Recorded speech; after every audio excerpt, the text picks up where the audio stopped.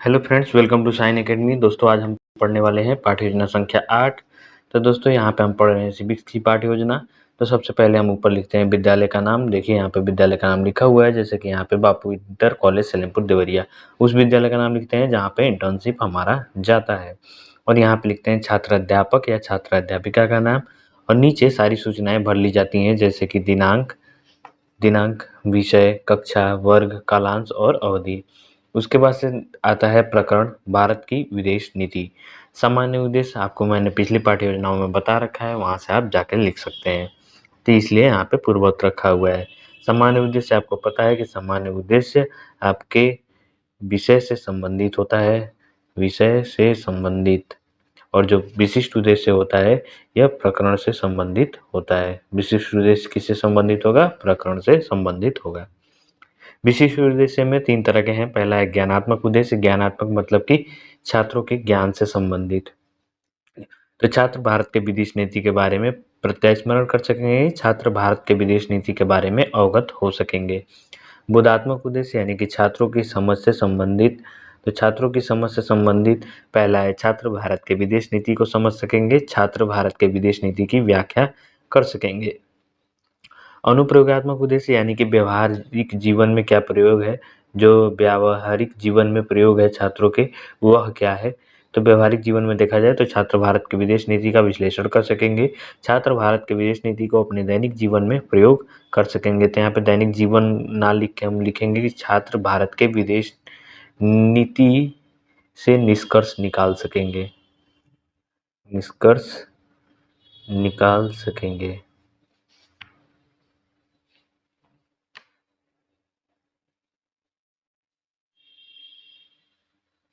उसके बाद हम दोस्तों आ जाते हैं नीचे, फिर होता है आवश्यक सामग्री और सहायक सामग्री।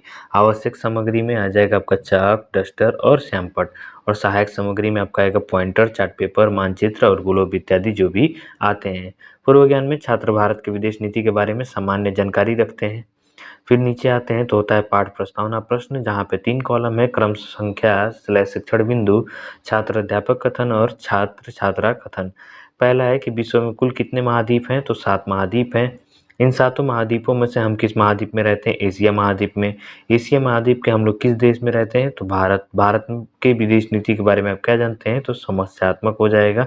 और उद्देश्य कथन करते हुए आप अपने प्रकरण को लिखते हैं श्यामपट्ट पर कि छात्रों, आज हम लोग भारत के विदेश नीति के बारे में विस्तृत अध्ययन करेंगे। उसके बाद हम नीचे आते हैं तो हमारा होता है आदर्श पाठ प्रस्तुतिकरण। यहाँ पे हमारे 4 कॉलम बनते हैं। पहला होगा क्रम संख्या / शिक्षण बिंदु। यहाँ पे छात्र अध्यापक या छात्र अध्यापिका कथन, छात्र या छात्रा कथन और श्यामपट्ट कार्य। पहला है चीन देश किस महाद्वीप में है? एशिया। एशिया महाद्वीप के किस देश में हम लोग रहते हैं? तो भारत। भारत की विदेश नीति के बारे में आप क्या जानते हैं? तो यहाँ पे हो जाएगा समस्यात्मक। और पहला शिक्षण बिंदु होगा भारत की विदेश नीति। और यहाँ पे हमारा स्पष्टीकरण होगा। स्पष्टीकरण यहाँ पे हम लिखते हैं किसी भी देश की विदेश नीति का उद्देश्य अपने देश के हितों की रक्षा करना है।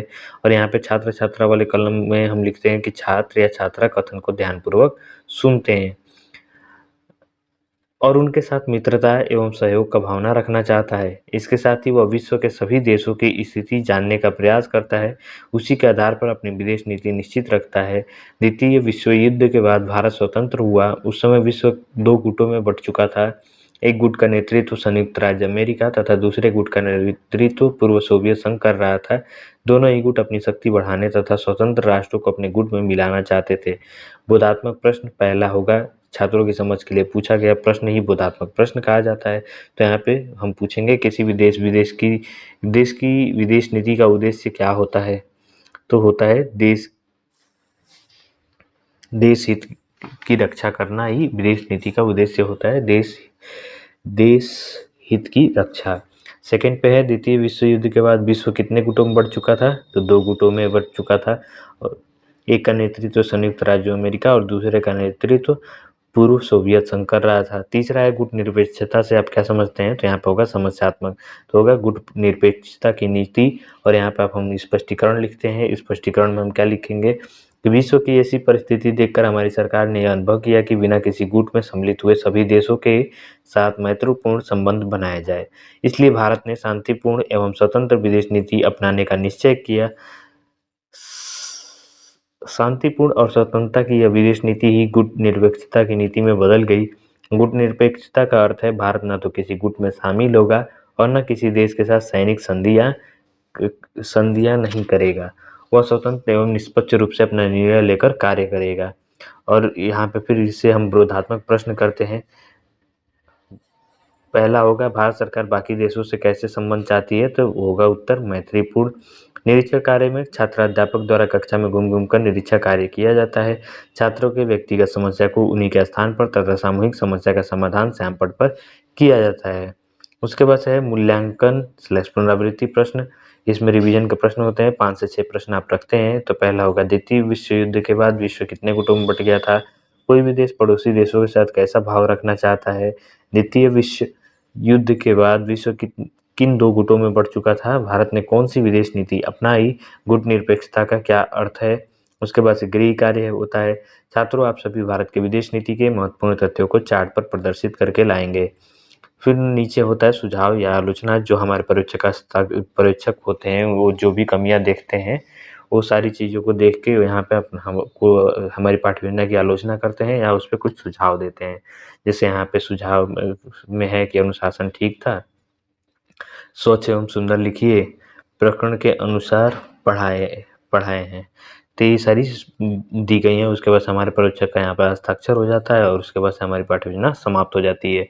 तो दोस्तों, आपको कैसी लगी पाठ्य योजना? अगर अच्छी लगी तो प्लीज़ लाइक कीजिए, शेयर कीजिए और कमेंट करके ज़रूर बताइएगा कि आपको यह पाठ्य योजना कैसी लगी और आपको और क्या इसमें सुधार की गुंजाइश लगती है। धन्यवाद।